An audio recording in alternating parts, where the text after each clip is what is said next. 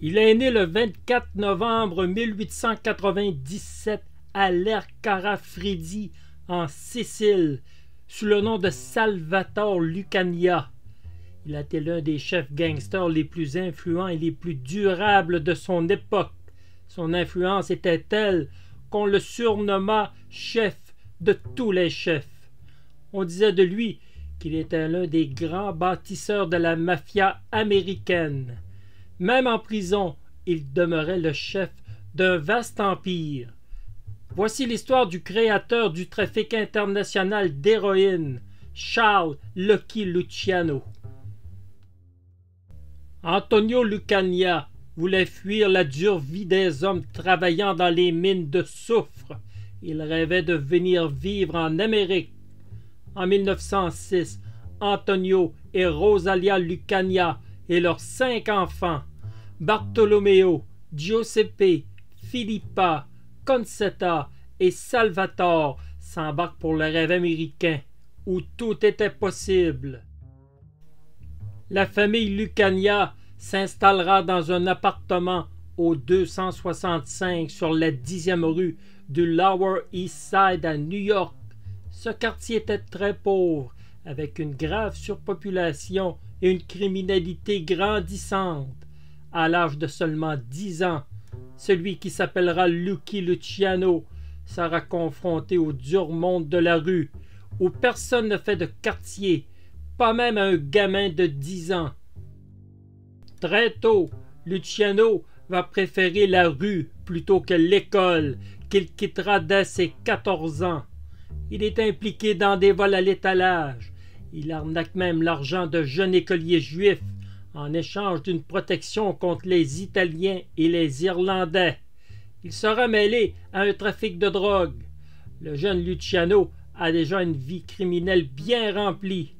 Il connaîtra Meyer Lansky, qui est exactement comme lui, un jeune criminel déjà endurci. Les deux jeunes resteront de fidèles amis toute leur vie et seront de proches collaborateurs en affaires. Il travaillera pour le Five Points Gang, une organisation criminelle qui avait ses activités dans Manhattan. L'adolescent se faisait déjà un nom. Il avait une réputation d'être un vrai dur qui accomplissait ce qu'on lui demandait sans poser de questions. Il était naturellement un leader et quelqu'un de cruel. En 1915, il sera arrêté durant une livraison d'héroïne et passera 6 mois derrière les barreaux. La bande du Five Points Gang lui demeurera fidèle. C'est également lors de ces années qu'il changea son nom de Salvatore Lucania pour Charles Luciano, pour la seule raison qu'il serait plus facile à prononcer pour quelqu'un qui n'était pas italien. Malgré son jeune âge, Luciano apprendra rapidement les ficelles du métier. Il trempera également dans le proxénétisme. Il était également doué pour le sens de l'organisation. Il savait où était l'intérêt d'une organisation criminelle qui ne passait pas automatiquement par le meurtre. Avec Lansky, peu à peu, il deviendra influent dans le monde criminel.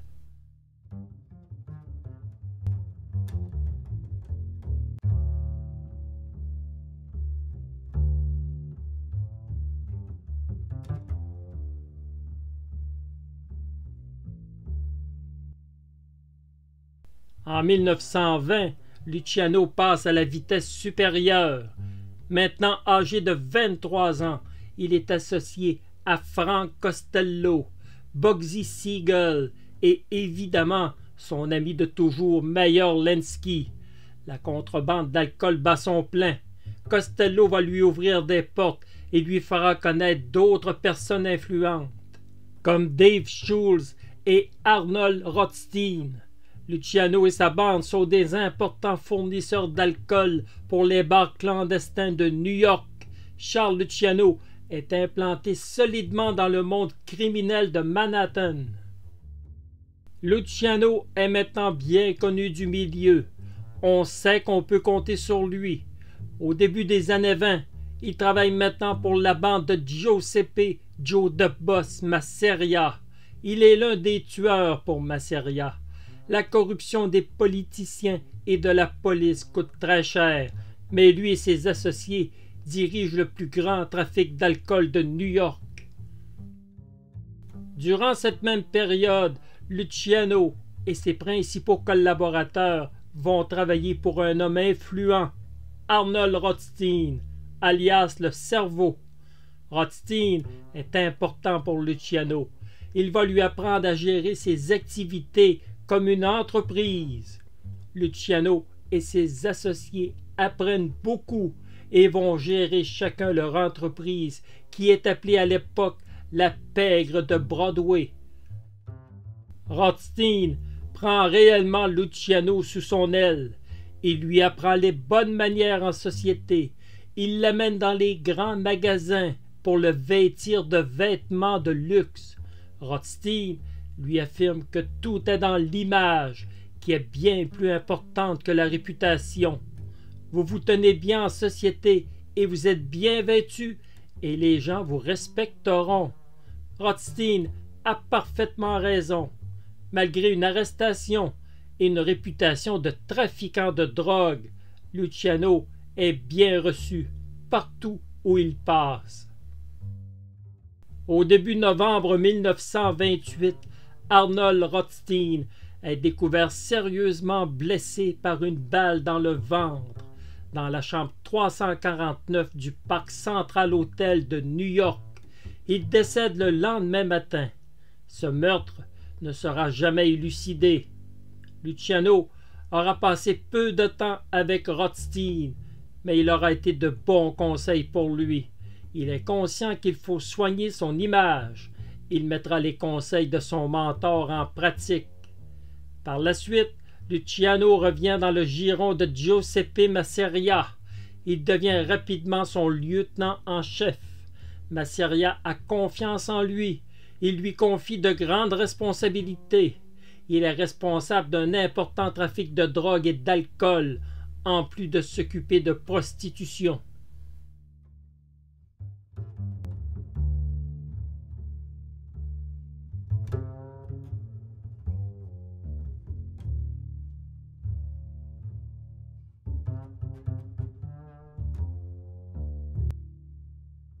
Luciano a beaucoup appris avec Arnold Rothstein, qui était un homme distingué et qui avait un sens des affaires. Luciano, à son retour, gagne la confiance de Masseria, mais est rebuté par la façon dont il gère ses affaires. Masseria est au centre d'une lutte sanglante contre le clan de Salvatore Maranzano. Ce conflit sera nommé la guerre des Castellamarese. Les années 1930 et 1931 seront des années où les meurtres se compteront par dizaines, dans une lutte sans fin où personne n'est véritablement capable de faire un maître. Luciano constate que cette guerre met un frein à l'expansion de l'organisation. Les bonnes occasions d'affaires sont éclipsées par ce conflit. Luciano y voit aussi une chance en or pour lui, la chance de devenir le chef, la chance de prendre le pouvoir. Il devra user de tous les stratagèmes pour y arriver. Masseria et Maranzano sont de la vieille école. Ils ne veulent travailler qu'avec des Italiens, de préférence siciliens. Ils vont même refuser de pactiser avec des Calabrais. Luciano voit que des portes se ferment à cause de ces vieilles traditions. Il va commencer à travailler avec des Juifs, des Irlandais et bien sûr des Italiens.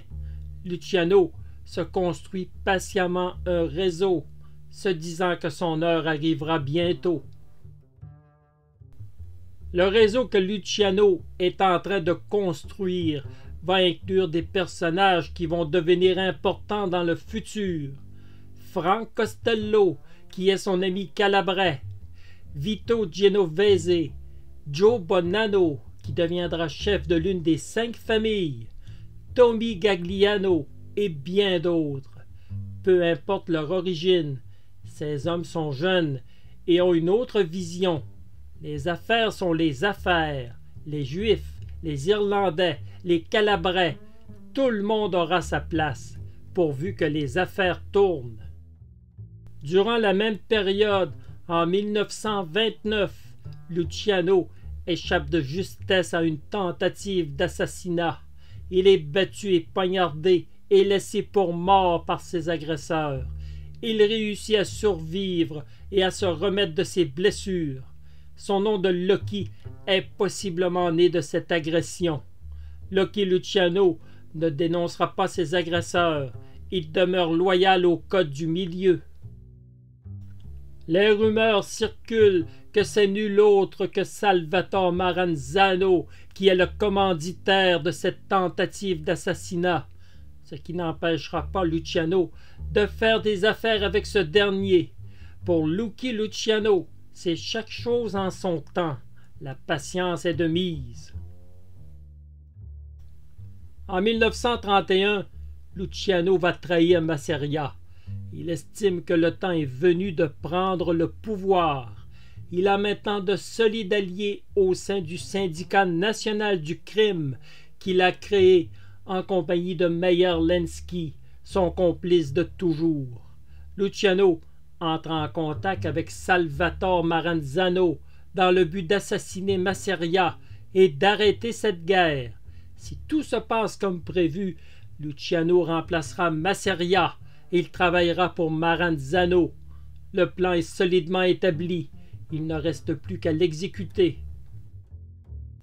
Le 15 avril 1931 sera la dernière journée sur cette terre pour Giuseppe Joe de Boss Masseria.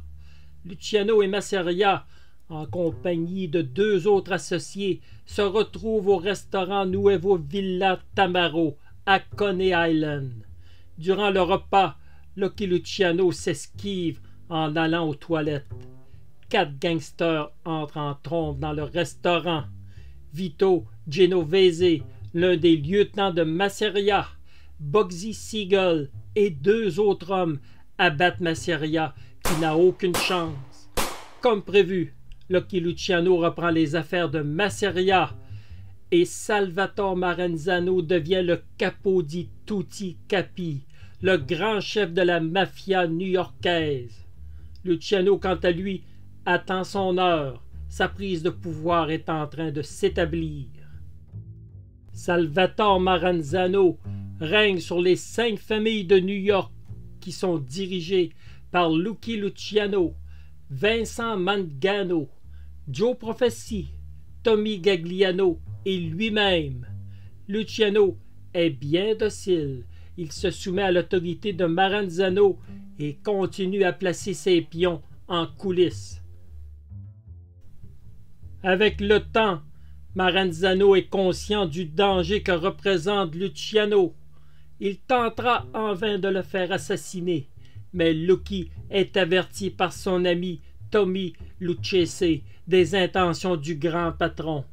Il refusera de se rendre à une invitation de Maranzano qui veut le rencontrer. Luciano accélère les choses. Il décide de passer à l'attaque. Le 10 septembre 1931, Maranzano se trouve dans son bureau de Park Avenue. Il ne se méfie pas des hommes de Meyer Lenski qui sont habillés en agents fédéraux. Les gardes du corps de Maranzano n'y voient que du feu et se laissent désarmer pendant que Maranzano est poignardé et mitraillé.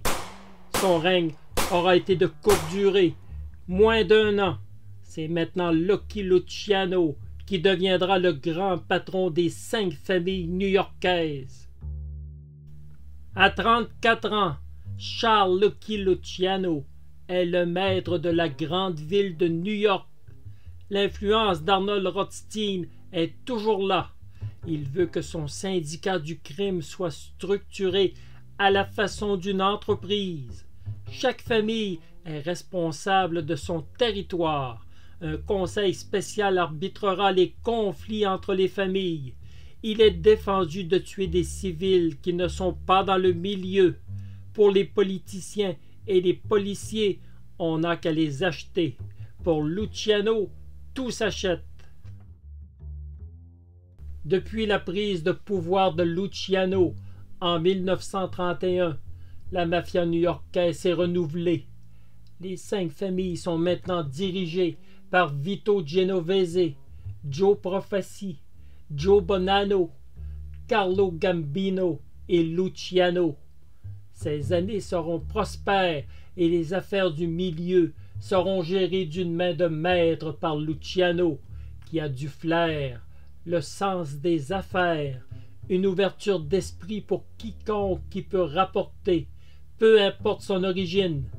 Lucky Luciano mettait en pratique les bons conseils d'Arnold Rothstein. Jamais après lui, un homme n'aura eu le pouvoir que détenait Luciano à cette époque. Tout était organisé, rien n'était laissé au hasard.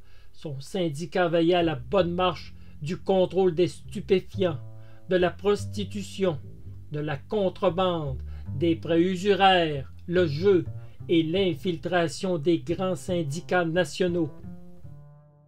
Luciano mène maintenant une vie luxueuse, bien en vue. Il est tiré à 4 épingles. Il est toujours en galante compagnie. Luciano est au sommet.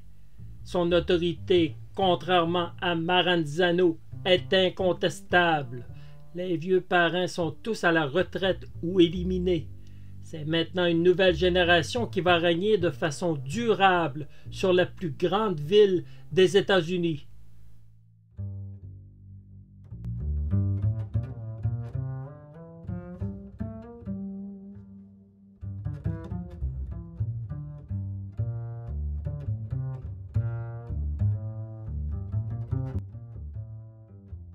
Il est connu de tous que d'atteindre le sommet est une chose. Y rester de façon durable en est une autre. Luciano est maintenant connu de tous. Si son autorité est bien établie dans la mafia new-yorkaise, il en va autrement des autorités policières qui ne sont pas toutes corrompues. Franklin Roosevelt est le président des États-Unis depuis 1932. Il charge le procureur Thomas Edmond Dewey de se pencher sur le cas de Lucky Luciano. Dewey travaille prioritairement sur le dossier de Lucky Luciano. Si le puissant Al Capone est tombé à Chicago pour un simple problème de fiscalité, Lucky Luciano n'est pas plus à l'abri. Il faut chercher et trouver la faille. En 1936, Luciano est officiellement inculpé pour ses activités dans la prostitution. Le dossier est solide. Les avocats semblent impuissants face à la justice. Au cours du procès, le procureur Dewey va en rajouter en le coinçant lors d'un compte interrogatoire. Il lui demande comment il s'y prend pour vivre dans le luxe avec un revenu déclaré de 22 500 $. Il était établi à l'époque que Luciano avait des revenus d'au moins 10 millions de dollars par année. Cet interrogatoire est désastreux pour Luciano, qui écope d'une peine de 50 années cumulatives. Il est incarcéré à la prison de Sing Sing. Mais il semble que l'histoire de cette arrestation et de ce procès va bien plus loin que lorsqu'elle fut racontée à l'époque. Selon les historiens, Roosevelt fut à l'époque victime de 3 tentatives d'assassinat du milieu new-yorkais. Le procureur Dewey est aussi sur une liste prioritaire. Des négociations auraient eu lieu entre la justice et Luciano, qui, même emprisonné, demeure le chef puissant de la mafia italienne. Luciano va faire exécuter Dutch Schultz, l'un de ses principaux tueurs, qui veut se venger. Luciano calme le jeu et la vie de Dewey est sauve. En échange, Lucky obtient des conditions en prison qui se transforment en quartier général pour ses activités. Luciano est transféré à la prison de Dannemora. Il a tout le confort souhaité. Il peut recevoir qui il veut. Il peut manger ce qu'il désire. Luciano mène une vie de grand seigneur en prison et demeure le chef de la mafia new-yorkaise où Meyer Lansky, Bugsy Siegel, Joe Adonis et Frank Costello suivent ses directives. Lucky Luciano sera libéré sur parole en février 1946, mais la justice s'assure de ne plus le voir à New York. Il est expulsé du territoire américain et s'établit à Cuba. Cuba est l'endroit parfait pour Luciano, qui continue à être le chef de New York. Son organisation va s'établir solidement dans l'île. La prostitution, les casinos et le transit de drogue sont en pleine activité. Le gouvernement corrompu de Fulgencio Batista est infiltré par Luciano et ses associés. Luciano va recevoir tous les membres influents de New York comme Albert Anastasia, Joseph Bonanno, Carlos Marcello, Santo Trafficante et bien d'autres. On décide d'investir d'énormes capitaux à Cuba. Lors de cette réunion, Luciano devra approuver l'exécution de son ami Bugsy Siegel, ce qui sera chose faite le 20 juin 1947. Siegel est accusé par certains membres de détournement de fonds causé par ses dépenses excessives. Siegel se rebellait contre la mafia qui voulait contrôler ses dépenses. Quoi qu'il en soit, et peu importe la raison, Luciano donna son accord pour ce meurtre. En février 1947, le président Truman est fortement contrarié de voir une photo de Luciano qui fait la grande vie à Cuba. Le gouvernement américain avertit Batista que Luciano doit être expulsé en direction de l'Italie, sinon il y aura des représailles commerciales. Après cette ultime déportation en Italie, Frank Costello deviendra le parrain officiel de la famille Luciano. Lucky s'installe à Naples, puis finalement aboutit à Rome. Bien qu'en excellente relation avec la mafia new-yorkaise, Luciano a perdu en grande partie son influence et son pouvoir.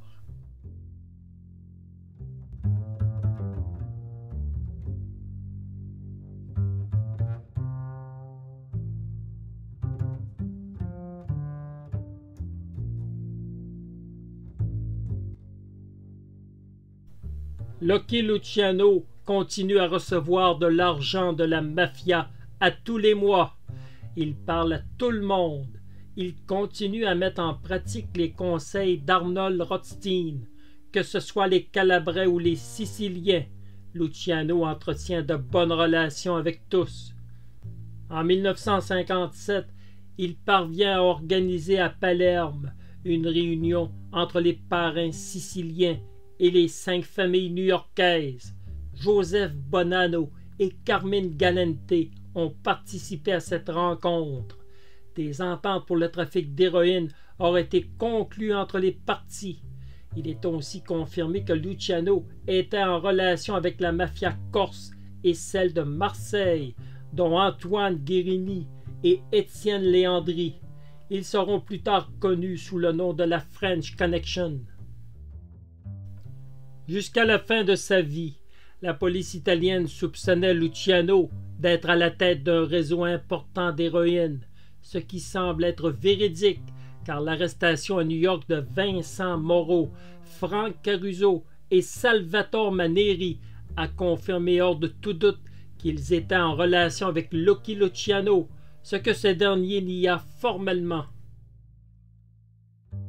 Il admet dans ses mémoires d'avoir tenté d'organiser des filières d'approvisionnement de stupéfiants à partir de 1961, malgré la désapprobation de Vito Genovese. Peu à peu, au début des années 60, ses anciens associés new-yorkais sont devenus ses ennemis car ils désapprouvaient ses activités.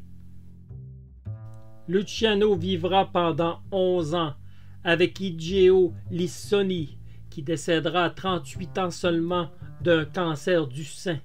Lucky Luciano décédera le 26 janvier 1962 à l'âge de 64 ans d'une crise cardiaque alors qu'il se trouvait à l'aéroport de Naples Capodichino.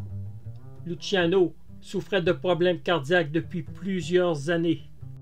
Luciano sera enterré au cimetière St. John's de Middle Village à New York dans le caveau familial. Un cortège de 2000 personnes l'accompagnera à son dernier repos.